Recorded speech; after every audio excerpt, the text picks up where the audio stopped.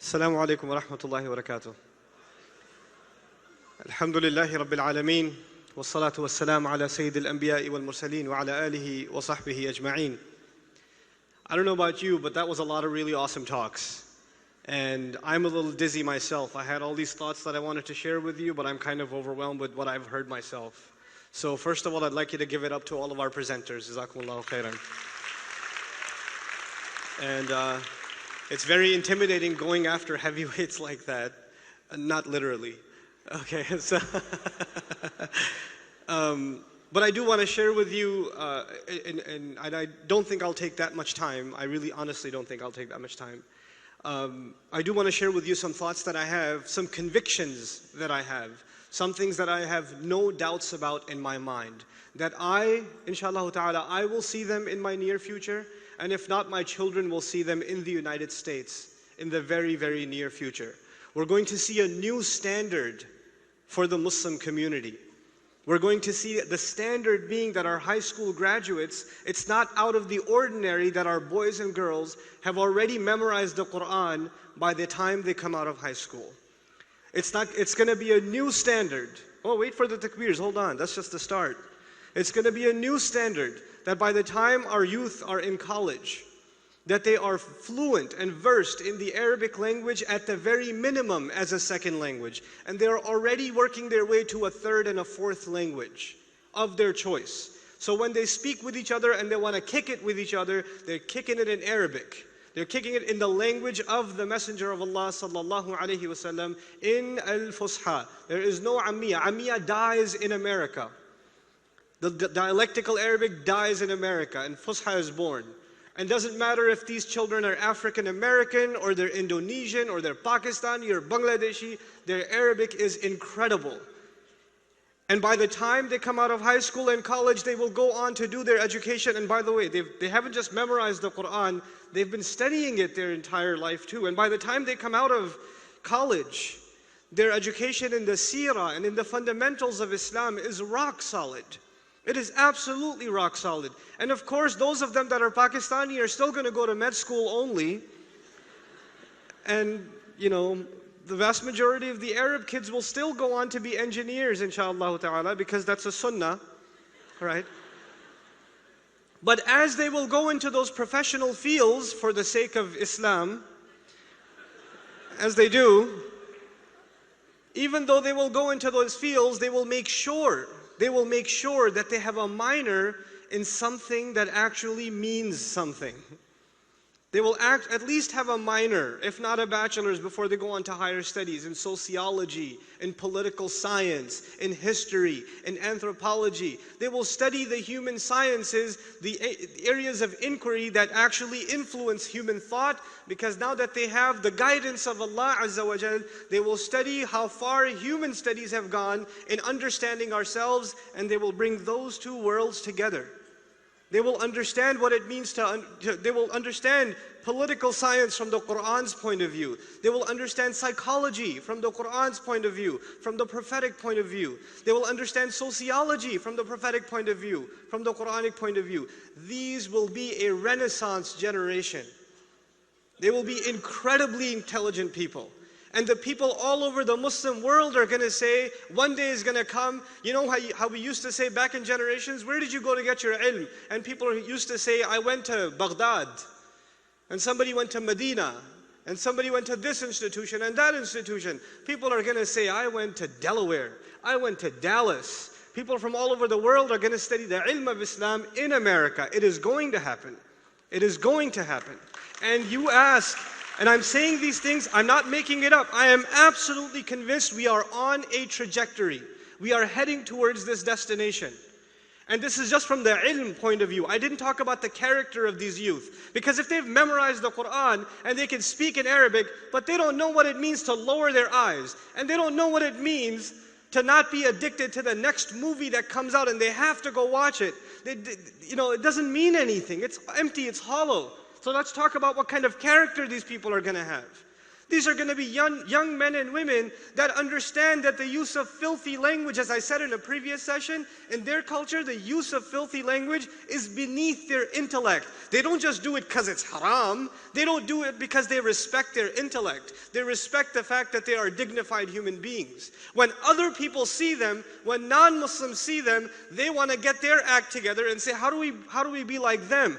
Our Muslim girls are going to go to college. They're going to go to high schools and colleges and whatever profession they go into, whatever area of academics they go into, and other women are going to be like, how come I don't dress like her? Not the other way around. The Muslim girl is not going to look at those barely dressed girls in high school and say, how come my parents don't let me dress like that? The standards are going to change because we are going to become the standard of what it means to be decent human beings, what it means to be role models. This session is about youth searching for role models. I am telling you folks, you're already here. You didn't even realize that you are role models for humanity. You are shuhada ala nas. If you keep hiding behind the idea that I have to find someone that will inspire me and then hopefully I can change. Listen, the greatest inspiration, as we've already heard, are already here. Umar's great inspiration is his mother, and hearing that story, I'm inspired by my own mother. May Allah protect our parents. You know, I still know, I know every time I write a check to something or give a donation to something, you know what comes immediately in my head? 2nd grade, my dad taking me to Jumu'ah and saying, never be cheap, always give sadaqah, and he wouldn't put the money in the donation box, he'd hand it to me to make sure I go put it there, so it gets in my head that it's important. And to this day, he's already retired, I have kids of my own, but whenever I give sadaqah, my dad, his voice comes in my head. That's a role model. These are our role, we already have them. We just haven't looked. We haven't looked. And when this generation comes up, when this generation rises, they're not just going to build an amazing Muslim community. They're not just going to build beautiful, elaborate masajid. And it's not enough that these masajid are going to be filled at Fajr. That's not enough. And it's not enough that these people are going to be entrepreneurs, that are going to start all kinds of amazing things. Alternative, riba-free banking. They're going to start. They're going to start, you know, Muslim hospitals and clinics and medical practices and pharmaceutical companies that are not there to pretend to heal people but actually suck them dry economically. They're not going to be there to do that. They're going to create a new medical economy. They're going to create a new financial economy. They're going to make the world a better place, not just for themselves, but for the rest of the world. They're going to save America from itself. That's what they're going to do. They're going to be the pioneers in media. They're going to be the top journalists in America. This is what these people will be. And they're already sitting in this audience. They're already the kids that run around and say, Brother Nouman, I saw you on YouTube. That kid, one day I'm going to be getting his autograph. I'm just saying, sir, I am so proud of you. Thank you for winning the Pulitzer Prize in journalism. You've made Muslims proud. That's what's going to happen. And we have to think like this. It does not require millions and billions of dollars to do this. All it requires is a mentality. We have to stop thinking defensively. And this is what I want to conclude this talk with. The Messenger of Allah sallallahu alaihi wasallam was given one of the most beautiful, I find one of the most beautiful ayat in the Quran on a sense of purpose, on a sense of mission. قُلْ هَذِهِ سَبِيلِي. Tell them this is my path. You know, a path always leads to a destination, right? So when the messenger is told to declare to the people, this is my path, it means he's already indicating to the people that this is going somewhere. We're not there yet. You watch. And let me tell you, أَدْعُو إِلَى اللَّهِ عَلَى بَصِيرَةٍ. I call to Allah with eyes open, with clear insight. You know what that means? That he's a visionary. Allah has given him a vision for grand things. Allah has given him a vision for great things. You know? And so I want to leave you with this idea of, you know, defensive versus offense. You know, in sports, what do they say? What's the best defense? Offense. Constantly we're worried Islam is under attack. Why do you have polygamy in Islam? Why do you have these violent verses in the Quran? Why do you do this and why do you do that and why do you do the other? You know what? It's time to turn the tables on that conversation. Why do you have no purpose in life? Why don't your youth look like our youth? Why don't your families enjoy the harmony that our families enjoy? Why don't you come enjoy the beauty of life that we've come to see? We're going to turn the tables on this. We're going to be the ones asking the questions. Why do you live with injustice and not speak up against it? Why do you not build communities that build strong youth? We're going to be the destruction of the alcohol industry, not because we're going to pass fatwas that it's haram, Allah already did that for us, but because we're going to expose its evils and the evils it gives birth to. We're going to educate the people about the harm, things that bring them harm. This is not just something that brings the Muslim harm, it brings society harm. And Islam came to save people from harm, even the non-Muslims. We will be the education. We have to think like that.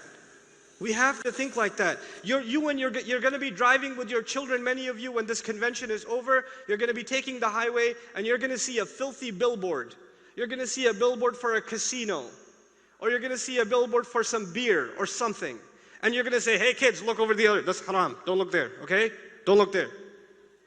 But you know what? Your mentality has changed. You're going to say to that kids, you know that thing we're not looking at?